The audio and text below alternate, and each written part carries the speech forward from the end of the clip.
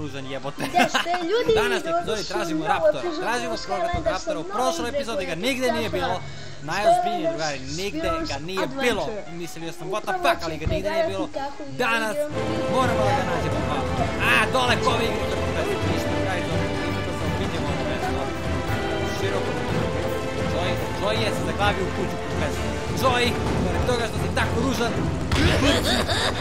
Veoma loša karakteristika dinosaurusa, veruj mi. Ajde, idemo tamo, Joey. Idemo, pokažemo kako se ovdje, kako se igra ova igrica. Tako, idemo da pokažemo kako se igra ova igrica. Moramo da napravimo i mjesto gdje ćemo njih da čuvamo, gdje će oni da sede. Prvo moramo da uplatimo Raptora. Moramo da napravimo mjesto gdje će sede. Evo ih ovi, ali ih ima 2 komada. I to level 24, level 30. Parasaure glupi. Imao sreću što je i ženka tu sa tobom. A rekao sam ti u prošloj epizodi da se ne vezuješ za nju. Rekao sam ti, vidite sad. Vidi sad šta si postigao u životu. Zaglavio si se u drvo. I uvijek ima da bude zaglavljen u drvo. Tako je. Level 1. Šta si mi level 1?